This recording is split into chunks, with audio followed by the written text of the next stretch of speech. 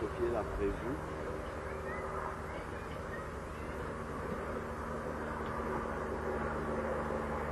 Puisse se passer et que chacun d'entre nous puisse avoir ce que le Seigneur veut pour lui. Afin qu'il puisse continuer sa marche victorieusement sur le chemin étroit. C'est ça le but. Demeurer fidèle au Seigneur malgré les épreuves. Parce que parfois, sur le chemin étroit, on peut être tellement accablé par les épreuves qu'on sombre dans le découragement et on finit par oublier en fait que les épreuves font partie du chemin étroit. S'il n'y a pas d'épreuve, il faut bien regarder si on est sur le chemin étroit. S'il manque les épreuves, il y a vraiment beaucoup de chances que on ait pris le chemin large. Et maintenant, toute épreuve ne signifie pas non plus qu'on est sur le chemin étroit. Parce qu'on peut être sur le chemin large en s'attirant soi-même des épreuves. Donc on doit pouvoir toujours analyser si notre responsabilité n'est pas engagée par rapport aux épreuves qui nous arrivent. Parce que Dieu peut permettre qu'on traverse des épreuves pour nous former. Dieu peut laisser que des épreuves arrivent pour nous corriger parce qu'on n'est pas sur la bonne voie. Auquel cas, c'est vrai qu'au final, cela participe à notre formation, mais dans les deux cas, ce n'est pas pareil. Les épreuves peuvent être les conséquences de ce qu'on a mal agi, on n'a pas agi comme Dieu voulait qu'on agisse. Et donc, en réalité, ce sont des conséquences. Ce sont des conséquences qu'on paye, entre guillemets. Ça, on peut le voir, par exemple, dans la Bible avec David. David, quand il y a eu la révolte de ses enfants, Absalom qui le poursuivait et qui voulait prendre le trône, il payait les conséquences en fait de ce qu'il y a eu. Il y a eu l'inceste dans sa famille qui découle d'un acte qu'il a eu en dehors de la volonté de Dieu alors que c'était l'homme selon le cœur de Dieu. Et plus justement on est près du cœur de Dieu, plus les conséquences peuvent être difficiles parce que Dieu tolère moins pour celui qui est vraiment tout près de lui et qui s'égare que celui qui est encore éloigné. Parce que celui qui est encore éloigné, Dieu sait que, bon voilà, il y a des agissements qu'il a parce qu'il ne comprend pas encore bien les choses. Mais si quelqu'un est déjà, comme Dieu dit, l'homme selon son cœur, donc il est censé comprendre vraiment la réalité de Dieu. Et donc s'il sort du chemin de Dieu, sa responsabilité est vraiment engagée, c'est vraiment délibéré en fait. Et donc Dieu sera plus ferme avec cette personne-là. Donc les conséquences peuvent être plus importantes en fait, plus difficiles à supporter. On voit comment la vie de David, la fin s'est passée, comment il était pourchassé, poursuivi, ainsi de suite. Et ça, c'est pas la même tribulation qu'il a eu quand Saül le poursuivait. C'est pas la même chose. Je ne sais pas si on voit. C'est deux épreuves qui sont différentes. Quand Saül le poursuivait, quand il écrit les psaumes, ainsi de suite, mes ennemis, ainsi de suite, c'est différent cette tribulation-là. Parce que Dieu était avec lui à ce moment-là. Il avait été oint comme roi, mais Saül ne voulait pas le reconnaître et Saül le persécutait. Donc il traversait des épreuves à ce moment-là. Mais par la suite, après l'acte qu'il a eu vis-à-vis de Bathsheba, il y a eu des conséquences déjà que l'enfant qui était issu de cette relation adultérine est décédé. Ensuite, maintenant, il y a eu l'adultère dans sa famille, sa propre, je ne sais plus trop dans quel ordre chronologique ça se passe, mais il y a eu de l'adultère dans, pas de l'adultère, l'inceste, voilà, plutôt, l'inceste dans sa famille. Et ensuite, son fils, Absalom, voulait prendre le pouvoir, le pourchassait, le poursuivait, et ainsi de suite. Mais par la grâce de Dieu, comme Dieu avait fait une promesse déjà, que quelqu'un s'asseyera sur le trône de David, Dieu a fait en sorte que Salomon puisse prendre la suite. Donc, il y a deux types d'épreuves qu'on voit. Il y a une épreuve qui était la conséquence de la consécration de David à Dieu. Il était dans les champs, personne ne le voyait, mais il était consacré à Dieu là-bas. Dans l'isolement, dans le retrait, il était consacré à Dieu. Mais il vient un jour, comme le Seigneur lui-même dit, que si dans la discrétion, on est fidèle, il témoignera de nous publiquement. Je crois qu'il y a un verset, c'est dans le Nouveau Testament, dans Matthieu, où il dit que celui qui me renie devant les hommes, je le renierai devant mon Père. Et à contrario, il dit, celui qui prend position pour moi devant les hommes, je le rétribuerai publiquement. Même pour le jeûne aussi, il parle de ça comme ça. Il dit c'est publiquement qu'il va le faire. Donc, David était fidèle à Dieu dans les champs là-bas, où il gardait le troupeau. Et ça, il était déjà en formation parce qu'il devait avoir un troupeau du Seigneur dont il devait s'occuper. C'est déjà une préfiguration. Donc, il était fidèle là-bas. Il y a des lions qui venaient, qui essayaient de prendre des brebis. Et il allait, comme il le dit lui-même, retirer en fait les brebis de la gueule du lion. Mais ça, c'était loin des regards. Les gens ne voyaient pas que il y a quelqu'un, même son propre père. Quand Samuel est arrivé pour choisir quelqu'un, son père a oublié même carrément qu'il avait un fils qui s'appelait David. Il a montré ce dont il pensait humainement qu'il répondait aux critères de Dieu. Or, les critères de Dieu ne sont pas des critères humains.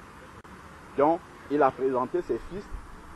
Et après, le prophète lui dit, ils sont vraiment tous... Même le prophète était influencé. Parce que les autres, ils présentaient bien, ils avaient la carrure de roi, ainsi de suite. Dieu dit non, ce n'est pas ça. Je ne regarde pas, ne vois pas ce que tu es en train de voir là. Je regarde le cœur. Et celui qui avait le cœur de Dieu, c'était pas là. Donc, on est allé le chercher dans les champs où il était, pour le oindre comme roi. Donc, même si on est caché dans la discrétion et qu'on est fidèle à Dieu, à un moment, Dieu va nous amener à la lumière. Pour que les autres voient cette fidélité-là, qui était cachée, et que ça serve d'exemple. Ce n'est pas pour nous glorifier, c'est pour que ça serve d'exemple pour les autres. Et dans ça, cette fidélité-là, que Dieu a présentée comme un exemple au peuple, parce que même quand il est arrivé dans le camp des Israélites, et qu'il a dit qu'il voulait aller combattre contre Goliath, ses propres frères disent, mais attends, ça ne va pas. Tu es trop petit, tu n'es pas un soldat. Déjà, il n'a même pas été choisi pour venir combattre avec tout le monde. Donc, selon les critères des hommes, il n'était même pas habilité à venir combattre avec le peuple d'Israël. C'était un enfant. On l'a négligé.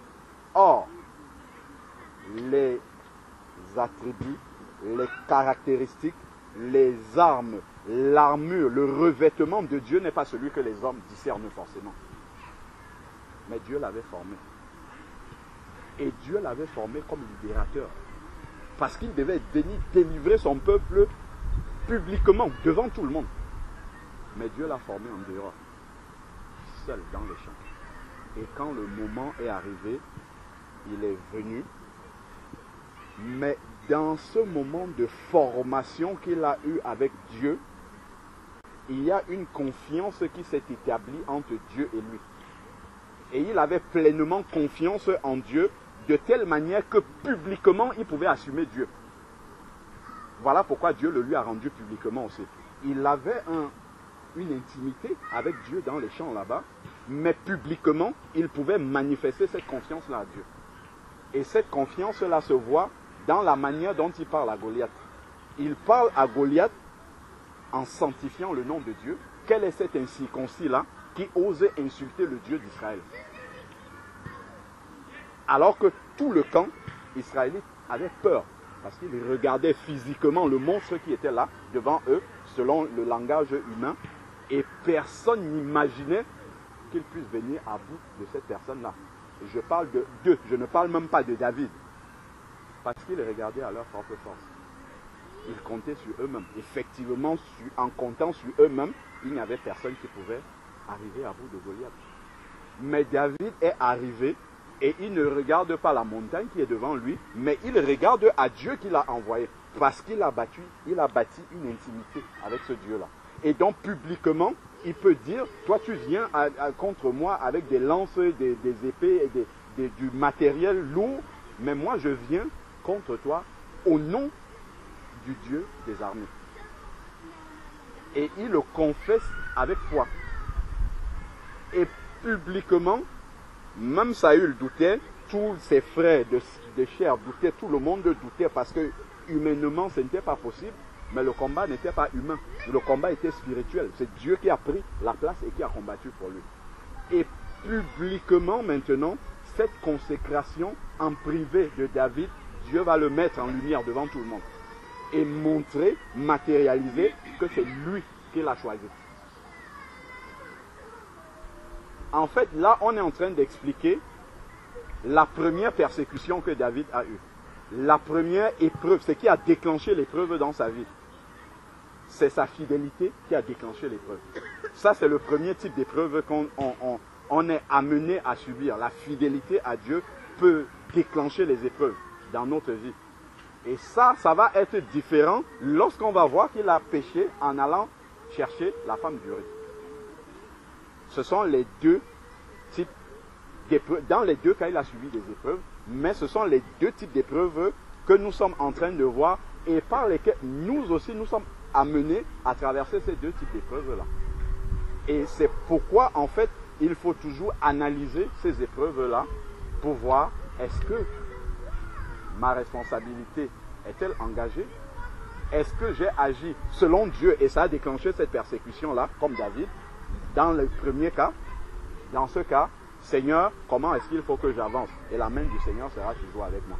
Dans le deuxième cas, j'ai agi en dehors de la volonté de Dieu et ça a entraîné des conséquences que Dieu dit déjà dans sa parole. Parce que les conséquences, quand il dit par exemple, je mets devant toi deux portes, celle de la vie et celle de la mort, je te conseille de choisir celle de la vie. C'est celle qui entraîne des conséquences, des bénédictions tout simplement. Et celle de la mort, c'est quand on désobéit et il y a des conséquences fâcheuses qui arrivent. Et donc, Dieu nous ayant prévenus des deux, si on prend ce chemin-là, il a dit, ça commence dès le jardin d'Éden, il a dit à Adam, tout est merveilleux, tout est beau, tu as la vie éternelle, vis, tu as tout dans le jardin, par contre celui-là ne touche pas. Le jour où tu toucheras à cet arbre-là, tu mourras. Et le jour où il a touché, Dieu n'est pas revenu là-dessus. Ça a déclenché les conséquences de ce que Dieu avait dit avant. De la même manière, si on est dans le deuxième cas d'épreuve, parce qu'on a désobéi, parce qu'on n'a pas été fidèle, parce que notre responsabilité a été engagée, on connaît la vérité, mais on a fait en dehors de la vérité, volontairement, dans ce cas-là, en fait, ce sont les conséquences de ce que Dieu a déjà dit. C'est ça qui arrive. Et quand on est dans ces cas-là, la prière qu'on va avoir n'est pas la même. Dans le deuxième cas, c'est une prière de repentance. On voit David, il a compris cela. Tout de suite, quand Nathan lui a parlé, il a compris. Il a compris que c'est de la repentance qu'il s'agit. Dans l'autre cas, dans les psaumes toujours, quand on voit la manière dont David prie, quand Saül et tous ses hommes le pourchassent, ce n'est pas la même chose. La protection qu'il demande à Dieu, vraiment l'assistance qu'il demande à Dieu n'est pas la même. Ce n'est pas la même chose que dans le deuxième cas. Dans le deuxième cas, il s'est repenti ainsi de suite et il va dire à Dieu que tu serais juste dans tes jugements parce que je le mérite. Parce qu'il est près du cœur de Dieu et il sait que comme il s'est éloigné du cœur de Dieu, cela attire des conséquences. Et ça, comme l'apôtre Paul dit, je crois c'est dans 2 Corinthiens 11, versets 1 et 2, où il dit en fait que je suis jaloux de vous parce que je vous ai fiancé comme une vierge pure à un seul époux. Donc si on sort de la volonté de l'époux, c'est comme si on allait chercher des amants. En fait, dans la relation sentimentale, c'est ça. Donc on a été infidèle à notre époux, c'est ça. Et donc les conséquences de l'infidélité se déclenchent. Et David savait cela. Donc voilà pourquoi il est entré dans une attitude d'humilité, dans une attitude de reconnaissance de son péché, dans une attitude de repentance, dans une attitude de regret. Dieu a pardonné, totalement à David, sans aucun problème. Mais il y a quelque chose qu'il ne faudrait pas oublier, c'est que les conséquences demeurent. Adam a péché, il a certes été pardonné par Dieu, je crois que Ève le dit à un moment, quand elle enfante, en fait. Dieu les a bénis quand même par l'enfantement. Dieu a pardonné leurs péchés. La preuve, c'est qu'il tue un animal et il ramène la peau pour couvrir leur nudité. Pour couvrir leurs péchés. C'est l'image du sang de Jésus qui efface, qui pardonne. Jésus, lui, il est venu pour enlever les péchés. Mais la peau de bête que Dieu a mis sur la nudité de Adam et Ève couvrait le péché pour que Dieu ne voie pas. Et c'est ça que les Israélites plus tard ont eu dans la loi au travers des animaux qu'on égorgeait, qui ne sont pas parfaits, comme Christ lui il est parfait, et qui expiaient le péché. Expier c'est couvrir. Donc il cachait le péché pour que Dieu ne voit pas ce péché-là et que sa colère s'abatte. Par contre le sang de Christ ôte le péché.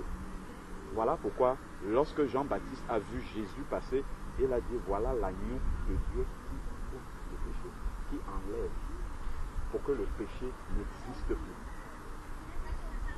Donc, bien que c'était une parenthèse pour dire que Dieu avait pardonné à Adam et Ève, d'où il a couvert leur nudité, il a couvert leur péché. Par contre, la conséquence du péché, ils l'ont assumé, Adam est mort. C'est à 900, je ne sais plus trop combien d'années, mais il est mort quand même.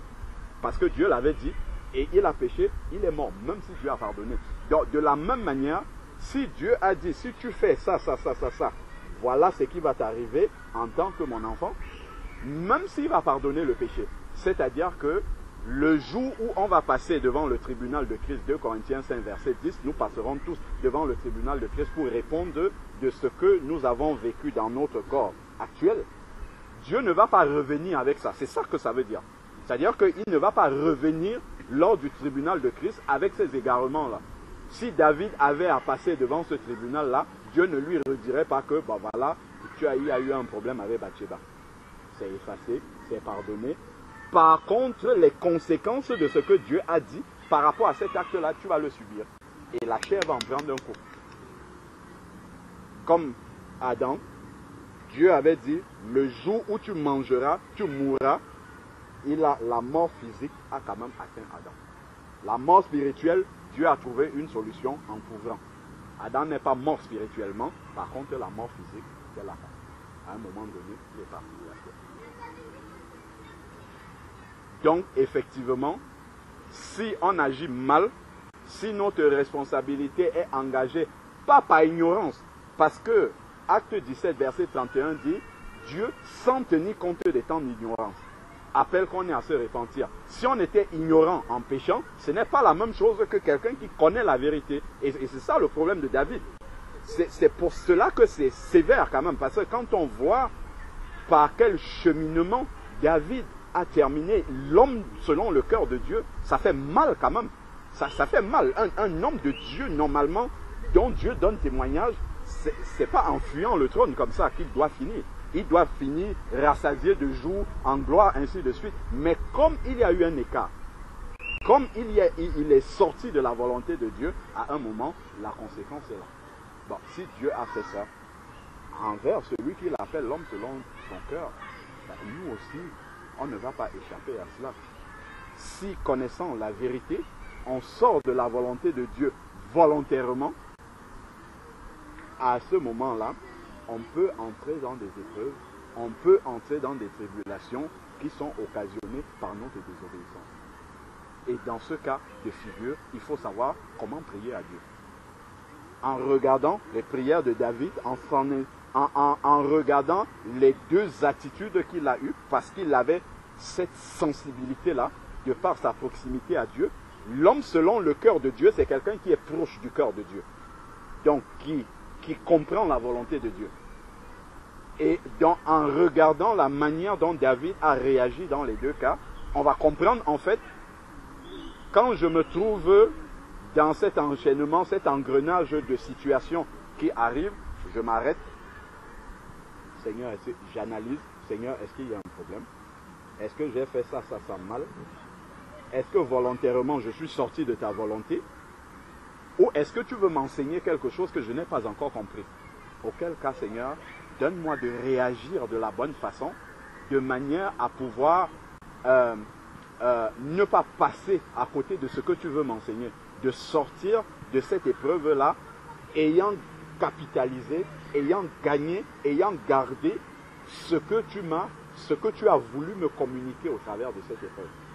Et on a bien compris que le désert n'est pas parce que Dieu ne nous aime pas. Ce n'est pas parce que Dieu veut nous faire souffrir. Ce n'est pas parce que Dieu veut nous punir forcément. On a vu que dans un cas, ça peut être la punition. Mais ce n'est pas forcément cela. Il y a des épreuves où c'est comme pour David dans le premier cas, c'est la fidélité à Dieu qui nous entraîne là-dedans. On a le cas de Jésus aussi, il est passé par là. Dès le début, dès le tout début, ça a commencé par là. Jésus est venu pour obéir et montrer le chemin par le baptême d'eau. Et quand il sort du baptême d'eau, on sait que le baptême d'eau, c'est qui conduit quelqu'un à le faire, c'est une obéissance en fait. Donc, dans cette obéissance-là, dès le début, la Bible nous dit que lorsqu'il est sorti de l'eau, rempli du Saint-Esprit, c'est l'Esprit de Dieu qui l'a conduit dans le désert. L'Esprit de Dieu l'a amené dans le désert. Ce n'est pas le diable qui l'a amené là-bas. C'est le Saint-Esprit qui l'a amené dans le désert. Mais le Saint-Esprit, en l'amenant dans le désert, savait que le diable l'attend là-bas, dans ce désert-là. Parce qu'il faut une confrontation avec le diable. D'abord, ça, nous-mêmes, nous n'allons pas passer à côté de ça. L'Esprit de Dieu va nous conduire dans des situations où on va être confronté au diable. Par la tentation. La Bible dit souvent que le tentateur s'est approché de nous. Le tentateur, pour éprouver sa foi, pour éprouver la profondeur de sa foi. Donc le tentateur va venir lui faire des propositions. Sachant qu'il avait jeûné, change ses pains-ci, ses pierres-ci en pain. Il avait la capacité de le faire. On voit bien en fait que ce dans quoi le diable nous amène, ce ne sont pas des choses qu'on ne peut pas faire. Ce sont des choses qu'on est capable de faire. Ce sont des choses dont nous avons la liberté de faire. Ce sont des choses dont la décision nous appartient. Il suffisait juste à Jésus de décider de dire, allez, devenez des pains. Ça aurait marché. Ça aurait marché. Les pierres devaient devenir des pains. Mais à quoi est-ce que ça aurait servi là dans ce cas? Comment est-ce que ça aurait servi le plan de Dieu? En dehors de cette situation-là, Jésus a fait bien des miracles. Ressusciter Lazare, ressusciter le fils de la veuve de Naïm, guérir les paralytiques, ainsi de suite. Il a fait plein d'autres miracles parce que c'était utile. À ce moment-là, quand il les faisait, ça servait la cause de Dieu. Mais ce que Satan lui demandait de faire là, juste pour manifester la puissance et montrer qu'il est extraordinaire, ça ne servait absolument pas la volonté du Seigneur à ce moment-là et il ne l'a pas fait. Pas parce qu'il ne pouvait pas le faire, mais parce que ce n'était pas la volonté de Dieu à ce moment-là. Donc, de la même manière, Satan va venir essayer de nous pousser à faire des choses dont la décision dépend de nous. On sait que Dieu, pour ça là, il dit non. Tu ne dois pas faire ceci. Satan vient, il pose la chose devant nous comme ça, où on a la possibilité de le faire. Et bien souvent, il s'arrange à ce que il n'y ait même personne pour nous défendre de faire la chose. C'est juste là devant nous. Dans le jardin, il n'y avait personne. Hein. Adam et Ève étaient devant là. Dieu était certes là, mais le feu, il n'y avait pas quelqu'un avec une hache. Si tu touches à ça, je vais te couper la main. Non, ils étaient libres. C'était là. Bien souvent, c'est comme ça. Le tentateur s'arrange à poser la chose, la séduction qui est là, que nous devons choisir, et c'est simple, c'est très facile de l'apprendre. mais tout dépend juste de notre décision. Et c'est la fidélité à Dieu qui va nous amener à dire non, je ne fais pas ça. Parce que Dieu ne veut pas. Parce que ça, c'est contre la volonté de Dieu. Et bien souvent, ce que le diable propose, c'est la solution facile. C'est celle qui va nous coûter le moins possible. C'est celle qui ne va rien nous coûter. Il suffit juste de faire ça. Et en plus, il ne va pas venir, comme on dit, il ne va pas venir avec les cornes, il dit c'est moi le diable, je suis venu te tenter, c'est moi qui te demande de faire. Non, il se déguise en ange de lumière. Quand il vient à Jésus, il ne vient pas de manière, tellement loin de Dieu. Non, il vient avec la parole. C'est avec la parole de Dieu qu'il vient. Parce qu'il sait qu'en face, il a la parole incarnée qui est là. De la même manière, nous avons Jésus en nous. Donc, il sait que nous avons la parole dans nos cœurs. Donc, il ne va pas venir avec des choses qui sont grossièrement en dehors de la parole. Il viendra avec des choses qui sont dans la parole, hors de leur contexte. Il viendra avec les choses qui sont dans la parole en ajoutant un petit quelque chose. Il viendra avec les choses qui sont dans la parole en tournant ça d'une autre façon. Et c'est comme ça qu'on va dire. Donc, voilà comment l'Esprit a conduit Jésus dans le désert et en face de lui, il avait le diable. Il est passé par ce désert, par ces épreuves, et le but, c'est quand il sort du désert qu'on comprend pourquoi l'Esprit l'avait emmené là-bas. Parce qu'il est entré rempli du Saint-Esprit et il en sort revêtu de la puissance du Saint-Esprit. Donc on comprend que le but justement des épreuves, et c'est là qu'on discerne en fait que Dieu ne nous engage pas dans les épreuves parce qu'il veut nous détruire. Au contraire, il veut nous bâtir pour que nous soyons puissants. Pas de la puissance de ce monde. Puissants pour son témoignage, pour être des instruments utiles entre ses mains. C'est dans ce sens-là que je parle de la puissance. Que vraiment, en tant qu'instrument, nous soyons des instruments puissants entre ses mains pour que sa volonté soit faite sur la terre comme elle est faite au ciel. On ne peut pas être des instruments entre les mains du Seigneur, des instruments puissants en dehors du modèle de Jésus. Si Jésus est passé par ce désert avant de commencer le travail, ben nous aussi, on va passer par le désert avant d'être utilisables par Dieu. Et maintenant que Dieu a commencé à utiliser Jésus, le désert ne s'est pas arrêté pour autant. Les tentations ont commencé, mais ce n'était plus comme dans le désert où le malin venait et disait fais ceci, fais ceci. Non, les tentations ont continué au travers des paroles que les gens venaient dire à Jésus. À longueur de journée, Jésus ne pouvait pas avoir un moment tranquille. Dès qu'il restait, on dit, les Sadducéens s'approchaient de lui. Maître, ceci, pour envoyer une peau de banane. Après, les pharisiens viennent. Ah, maître, tu dis ceci. Ils viennent, ils disent maître. Maître, ça veut dire qu'on le reconnaît comme le Seigneur. Mais dans les paroles qui vont suivre, tu comprends qu'en fait, ce sont des hypocrites. Ils ne le considèrent pas comme maître. Au contraire, ils viennent pour lui tendre un pied. C'est ça que la Bible dit. Pour le faire tomber et montrer qu'il n'est pas le maître, justement. Et Jésus devait être en alerte spirituellement, à tout instant. Et c'est ce qui va nous arriver, toujours. C'est ce qui va nous arriver. Nous devons être alertes spirituellement. Je discutais avec un frère à Nice qui habite avec sa maman inconvertie. Et il disait que parfois, parce que le comportement de sa maman ou les paroles de sa maman, ainsi de suite, voilà, il a beaucoup de combats avec cela. Et quand on partageait, et même avec les collègues de travail, ainsi de suite, je lui disais en fait que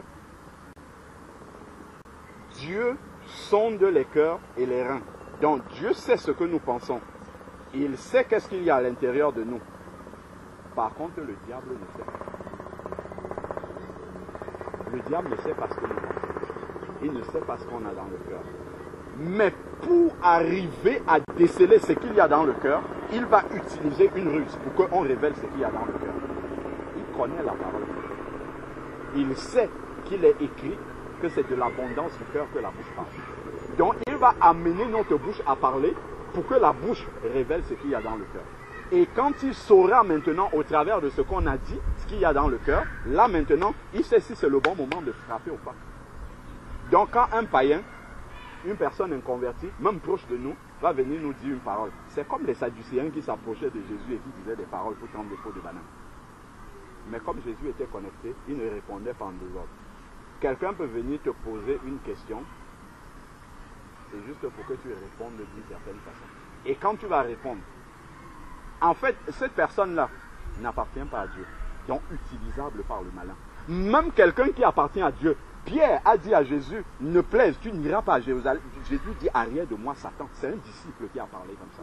Parce qu'il n'a pas veillé à ce moment-là. N'ayant pas veillé, Satan a profité, parce que la Bible dit qu'il rôde comme un lion rugissant, cherchant qui va dévorer. Ça veut dire quoi? C'est-à-dire qu'il scrute, et on voit aussi dans Job 1, où les fils de Dieu sont réunis, Satan arrive, et Dieu lui demande, où étais-tu? Il dit, j'étais me promener sur la terre. Et Dieu lui demande, est-ce que tu as vu mon serviteur Job? Il ne dit pas, je l'ai vu, mais il commence à parler de Job. C'est parce que tu l'as protégé. On voit donc, non seulement il a vu Job, mais il a bien observé Job. Parce qu'il donne beaucoup de détails sur Job. Il dit, c'est parce que tu l'as protégé. Enlève la main, tu verras ce qu'il va faire. On voit vraiment, il a vu Job, mais il ne pouvait pas le toucher. Donc, s'il a vu Job, ce ne sont pas les disciples de Jésus qu'il n'a pas vu. Donc, il nous scrute, il regarde, il voit, à ce moment-ci, non, spirituellement, ça va, les deux pieds sont dedans, il est connecté, il n'y a pas de problème. Il va chercher celui qui est distrait. Après, il revient. Ah, il est en colère. Ah, c'est le bon moment. Il va essayer de faire en sorte que tu sortes des choses, tu libères des choses pour prendre des renseignements et savoir comment mieux te faire tomber. Par la confession verbale qui sort, nous révélons notre cœur. Et le diable le sait. Donc un païen même, un collègue, un membre de famille, quelqu'un qui ne connaît pas Dieu, ou même quelqu'un qui connaît Dieu, qui ne discerne pas, qui parle seulement comme ça, peut te faire sortir une chose, ça donne une information au diable. Et le diable sait que, tel qu'il parle là, il y a un problème de confiance à Dieu. Il doute en ce moment. Dans ce moment-ci, il n'est pas stable, il n'est pas ferme dans la foi. C'est le bon moment de l'attaquer maintenant. C'est le bon moment de le déstabiliser maintenant. Parce que là, il commence à se poser des questions. Là, il commence à douter un peu. Là, il se demande, est-ce que réellement je suis avec Dieu? Est-ce que, souvent, ça va même plus loin. Est-ce que l'Esprit de Dieu est même encore en moi? Quand il voit, quand on a confessé ces choses, c'est sorti, il a eu les informations. Il sait que là, c'est le bon moment de venir. Il y a toutes sortes de choses qui vont arriver pour nous déstabiliser. Le malin va commencer à faire bouger dans tous les sens parce qu'il sait que c'est là qu'on est. Autant on est disposé pour Dieu, à ce moment-là on est disposé pour tomber. On est disposé, on est faible, voilà, c'est ça. On est faible à ce moment-là. On n'est pas connecté. C'est là où il va frapper davantage. Et tout ça, ce sont des éléments du combat spirituel et il faut rester fixé sur le Seigneur pour ne pas se laisser déstabiliser par ça. Parce que si le malin nous voit déstabiliser, c'est le bon moment où il va frapper. Et en frappant, il peut réussir à frapper juste. Quand je parle de frapper, le doute par exemple, c'est une grande porte ouverte. Ça a l'air simple comme ça, mais par le doute, il peut frapper très fort. A contrario de cela, la Bible nous dit dans Éphésiens 6, prenez par-dessus tout le bouclier de la foi avec lequel vous pourrez éteindre tous les traits enflammés de l'ennemi, tout. Ben, de la même manière, si c'est le doute qu'on prend à la place de la foi, ça veut dire que tous les traits enflammés de l'ennemi peuvent nous atteindre. C'est ça. C'est-à-dire que si je commence à lire la parole de Dieu, Dieu a dit qu'il fait ça pour moi, et je commence à dire quand je vois ce qui m'arrive, ça n'a pas l'air d'être ça. Est-ce que réellement c'est ça que Dieu dit? C'est parti. C'est une mauvaise semence déjà qui est partie. Parce que le doute est déjà en train de s'installer. Est-ce que réellement c'est ça que Dieu fait pour moi? Ce que je suis en train de voir n'a pas l'air d'être ce qui est écrit là. On commence à douter. On commence à nourrir. Ce sont des pensées de doute. Ça commence tout doucement par des petites questions, mais c'est des questions qui ne sont pas pour comprendre davantage. Ce sont des questions qui nourrissent le doute. ce sont des questions qui, comment dire, nous entretiennent dans l'instabilité spirituelle, dans le manque de confiance à Dieu. Et là, quand le terrain devient mouvant comme ça, le diable sait que c'est le bon moment. C'est le bon moment pour amener un maximum de mauvaises semences qu'on va accepter, parce que là on est ouvert à accepter, même si on ne tombe pas définitivement. Il y a beaucoup de mauvaises semences avec lesquelles on va se relever. Si on n'a pas discerné, c'est entré, c'est là.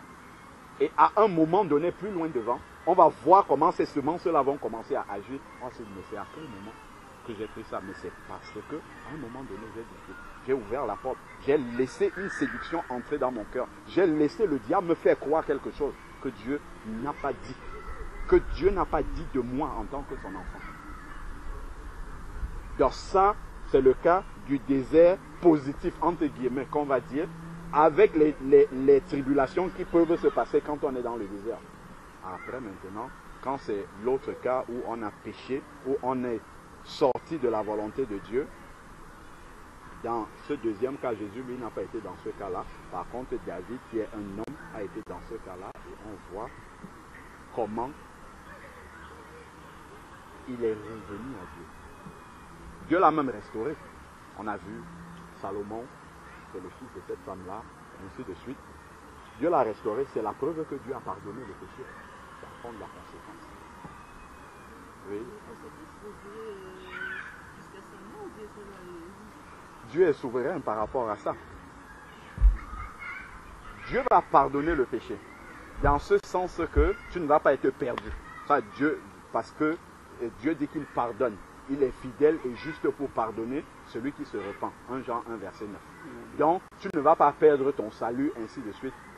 Par contre, les conséquences de ça, il n'a pas dit qu'il va arrêter ça à un moment. Il est souverain par rapport à ce qui va arriver. Tu peux porter une conséquence toute ta vie, tout le restant de ta vie. Comme ça peut être sur un temps, après ça s'arrête. Tout dépend vraiment de ce que Dieu a dit déjà pour ce péché-là. Et de comment est-ce qu'il veut te corriger. Parce que c'est écrit, je crois que c'est dans Hébreu, où il dit que si Dieu ne nous corrige pas, nous serions des enfants bâtards. Mais comme nous sommes des enfants légitimes, il nous corrige à cause de cela. Donc s'il nous voit en dehors du chemin, il va amener une correction à la dimension de ce qu'il faut pour comprendre réellement et ne pas recommencer. Parce que David n'a pas essayé de recommencer ça un autre jour. Ça a été réglé une bonne fois pour toutes à la racine même de son cœur. Je ne sais pas. Donc voilà vraiment. Je voulais qu'on prie à la base. Mais en fait ça a commencé à sortir comme ça. C'est vraiment un aspect, on a déjà parlé des épreuves, mais je crois que le Seigneur attire notre attention sur au moins les deux types d'épreuves. Ce sont les deux racines. Après, il peut y avoir des divisions, des séparations encore dans les deux cas, mais il y a ces deux cas-là.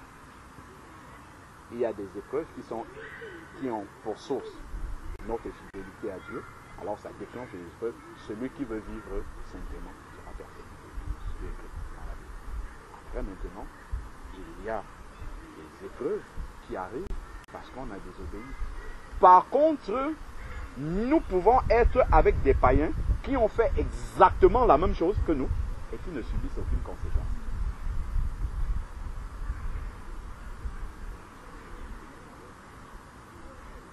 Tu peux aller voler le train. Le contrôleur arrive, c'est juste à toi qui demande le titre de transport.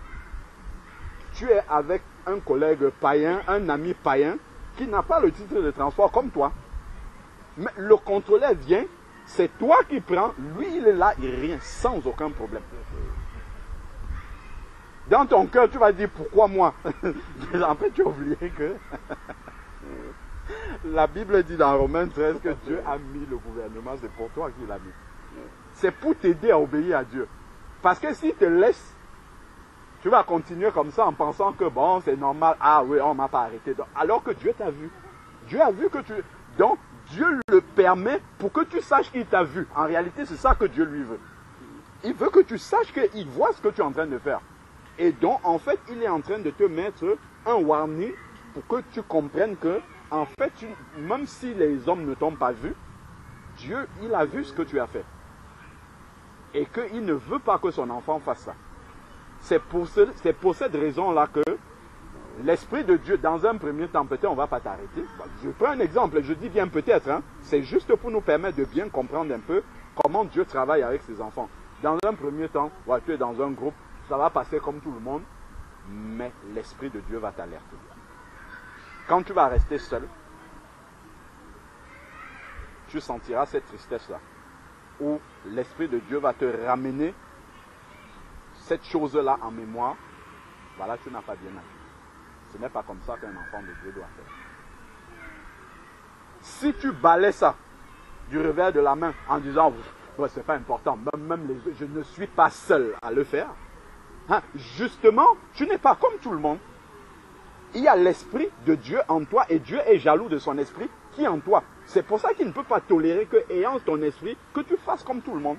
Ça peut aller sur autre chose. Hein. Ça peut être une conversation avec des païens, avec des collègues, ainsi de suite, où on parle de tout et de rien. Les gens s'expriment sur des sujets qui ne doivent pas sortir de la bouche d'un enfant de Dieu. Mais toi aussi, tu parles, tu donnes ton avis, ainsi de suite.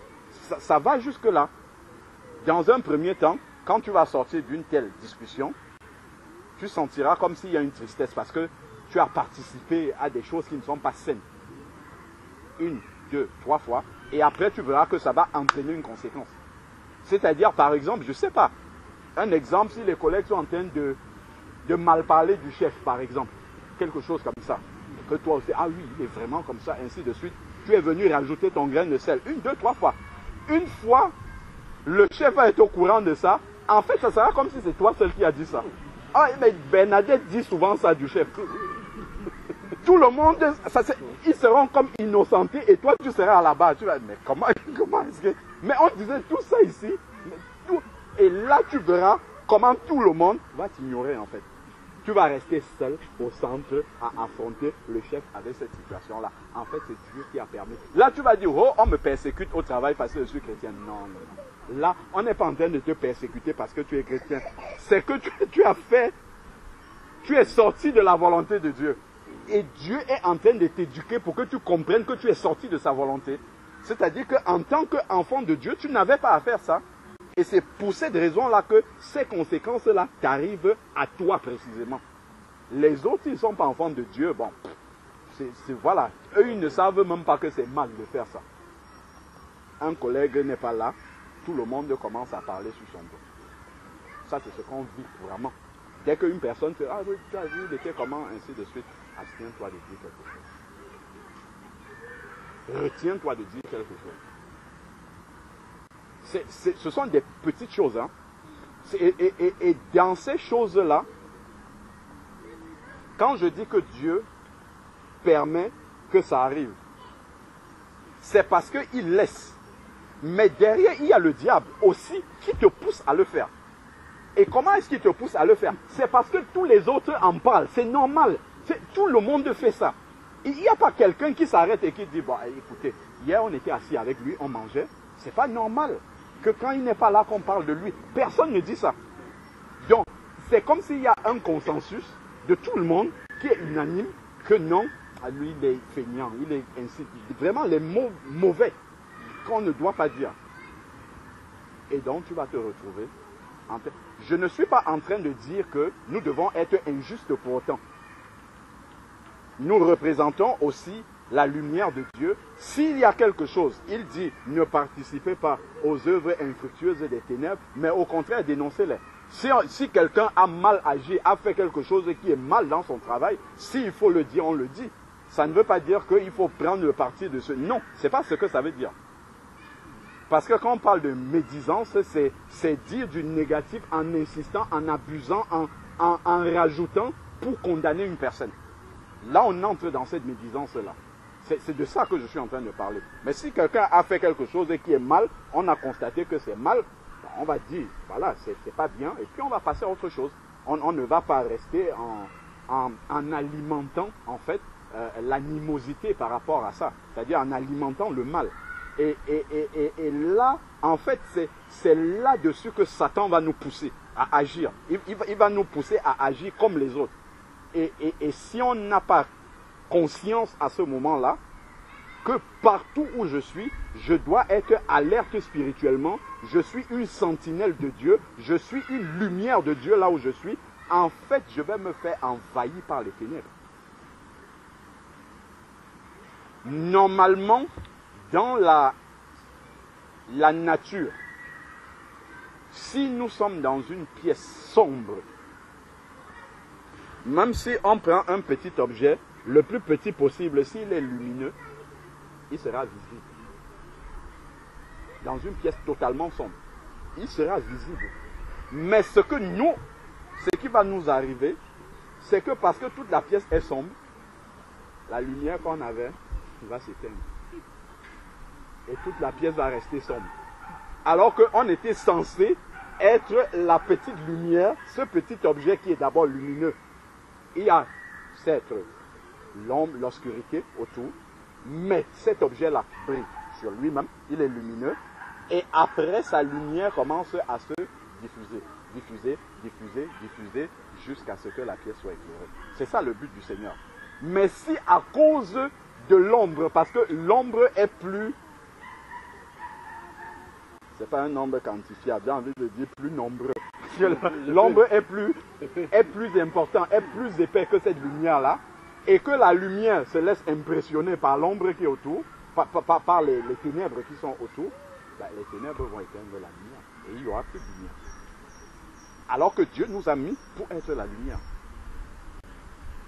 C'est vraiment important de discerner ces aspects du désert, en fait, de discerner ces éléments particuliers qui nous permettent de distinguer ce qui est le désert qui vient de Dieu, parce qu'on a obéi, et ce qui est de la punition de Dieu, ou bien d'une leçon que Dieu est en train de nous donner, parce qu'on a mal agi, et il veut nous faire comprendre ça, mais pas vraiment dans le sens de nous montrer que ce que tu as fait a des conséquences.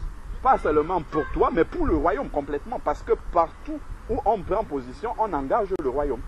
Partout où on agit, c'est le royaume de Dieu qui est engagé. Si les gens savent qu'on est chrétien, on dira les chrétiens font ça. Les chrétiens agissent comme ça. Donc c'est vraiment important de discerner tous ces aspects-là dans les épreuves. Sinon, on peut être aveuglé par rapport aux épreuves et ne pas comprendre le sens de ce qu'on est en train de vivre et mettre tout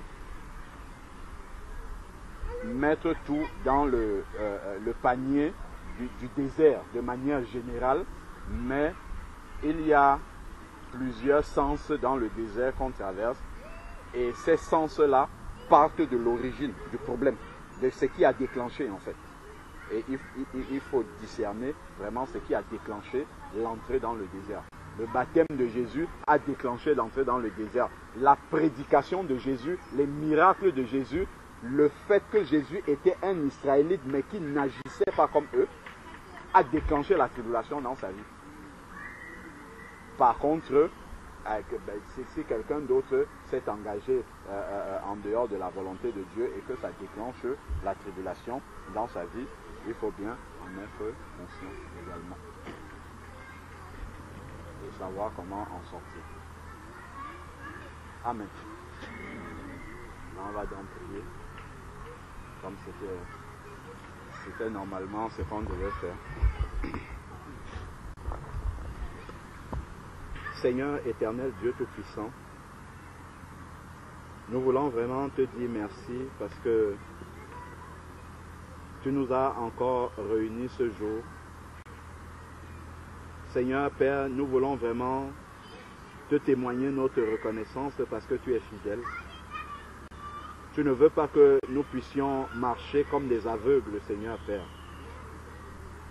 Mais tu envoies toujours ta lumière qui est ta parole pour nous éclairer, afin que nous puissions marcher comme des enfants avertis tu nous dis dans le livre de Marc, au chapitre 13, verset 23, « Soyez sur vos gardes, car je vous ai tout annoncé d'avance. » Merci encore parce que tu nous rappelles, Seigneur, à propos des épreuves, à propos du désert, que nous devons considérer également la cause de ce qui nous a entraînés dans ce que nous subissons, afin, Seigneur Père, de pouvoir agir, réagir de la bonne façon et comprendre surtout le but, Seigneur Père, afin de pouvoir en sortir victorieusement, non pas dans la complainte, non pas dans le murmure, non pas, Seigneur Père, en dehors de ce que tu attends de nous, mais si nous avons une faute, Seigneur Père, dans tous les déserts que nous traversons, Père, viens encore nous la révéler, afin que nous puissions corriger la faute, Seigneur Père éternel, que nous puissions marcher d'une manière différente, d'une manière qui te glorifie véritablement, afin que seul demeure dans nos vies véritablement les déserts que tu as prévus pour nous construire, pour nous bâtir, pour nous remplir davantage de ton esprit, afin que nous puissions être efficaces dans ton œuvre, Seigneur Père éternel. Seigneur, tu vois combien nous sommes souvent accablés, Seigneur Dieu.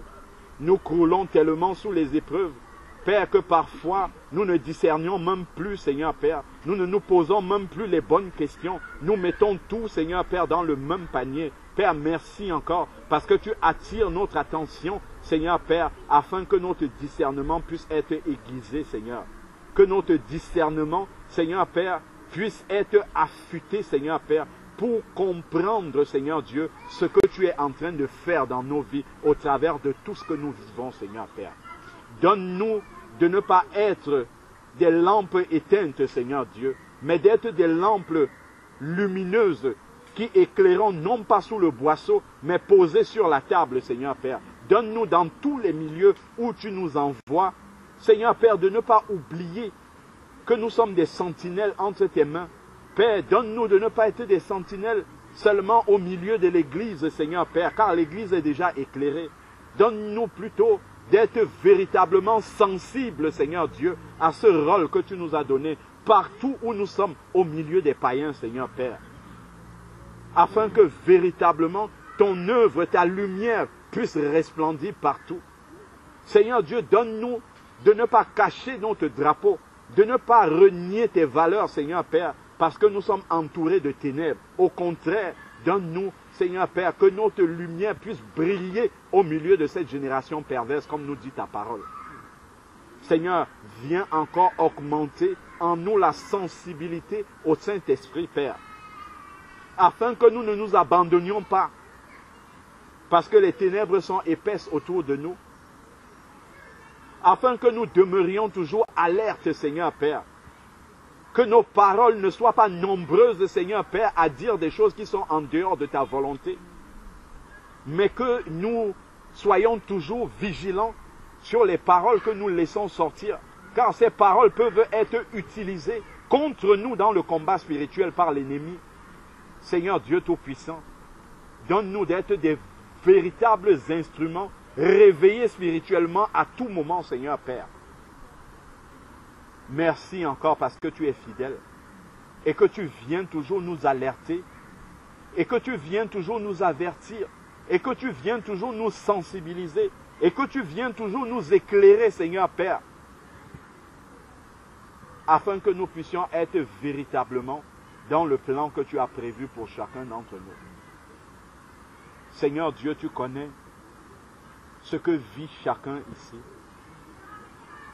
Tu sais dans quel domaine nous sommes confrontés, Seigneur Dieu, à ces différentes épreuves, dont les sources, Seigneur Père, ne sont pas toujours parce que nous avons été fidèles. Père, moi le premier, viens et révèle-moi, Seigneur Père. Viens et révèle à mes frères, à mes sœurs, Seigneur, ce que tu es en train de nous montrer comme correction également.